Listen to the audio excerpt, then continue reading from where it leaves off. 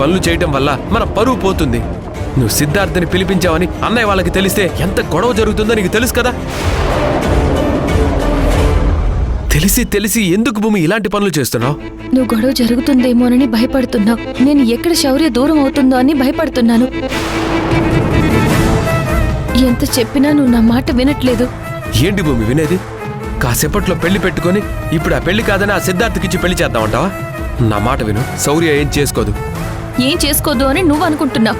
ఒకవేళ చేసుకుంటే అప్పుడు ఏం చేస్తావు? ప్రాణం పోయాక తిరిగి తీసుకురాగలుగుతావా? చిన్నప్పటి నుంచి చూస్తున్నాను. తన మనస్తత్వం నాకు తెలుసు. చనిపోయేంత ధైర్యం నా చెల్లెలికి లేదు. తన చేష్టలకి భయపడి మళ్ళీ నువ్వు చెడ్డదానివి కావద్దు భూమి. నేను చెడ్డదాన్నైనా పర్వాలేదు మాధవ్. తను ఏం చేసుకుంటుందో అని నా భయం. కళ్ళారా చూసిన తర్వాత కూడా పట్టించుకోలేదు అంటే ఆ తర్వాత జీవితాంతం నేను బాధపడాలి. తెలిసి తెలిసి నేనేం చేయలేకపోయానే అని. తన వల్ల నువ్వు బాధపడతావో లేదో నాకు తెలియదు, కానీ నువ్వు చేసే పనుల వల్ల ఖచ్చితంగా బాధపడాల్సి వస్తుంది. నువ్వెవరికి ఫోన్ చేయాల్సిన అవసరం లేదు. వచ్చి పడుకో. పద పద. మాధవ్,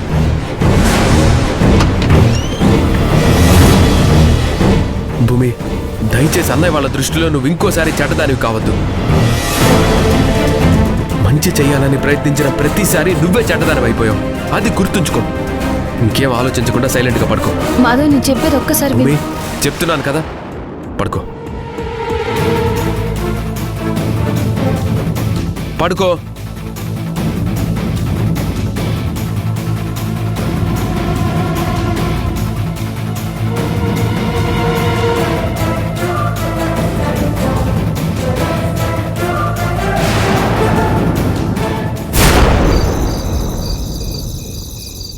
అయ్యో శౌర్య, శౌర్య, శౌర్య! ఎలా అయినా ఇక్కడి నుంచి తప్పించుకోవాలి. నా శౌర్య ఆపాలి. తెల్లారిందంటే శౌర్య నాకు దక్కదు. నా జీవితంలో తను లేదన్న మరుక్షణం నేను బ్రతకను. నేను లేకుండా నా శౌర్య కూడా బ్రతకదు. వీళ్ళందరి కోసం మేమెందుకు చావాలి? ఎలాగైనా ఇక్కడి నుంచి తప్పించుకోవాలి. మా బ్రతికేదో మేము చూసుకోవాలి. మమ్మీ! అమ్మా! అమ్మా!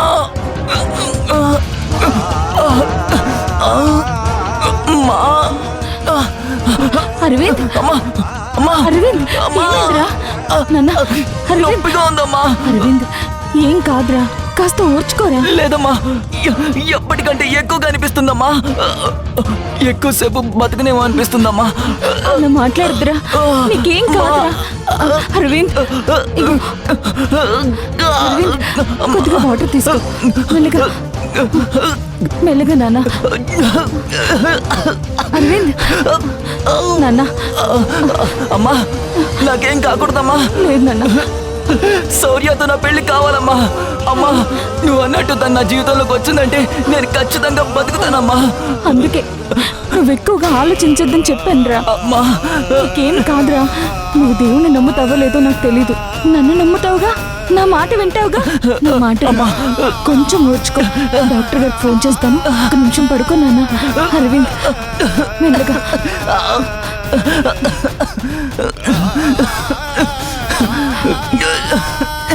అమ్మా,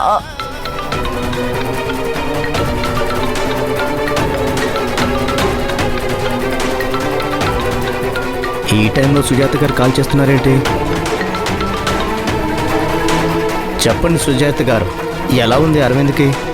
డాక్టర్ గారు, మా అరవింద్కి ఏం బాగోలేదు. ఒకసారి మీరు రాగలరా? సరే వస్తాను. డాక్టర్ గారు, ఇంటికి కాదు, మేము ఇంట్లో లేము. అదేంటండి, పేషెంట్ని తీసుకుని ఎటు వెళ్ళొద్దు, ఇల్లు కదలొద్దని చెప్పాను కదా, ఎక్కడికి వెళ్ళారు?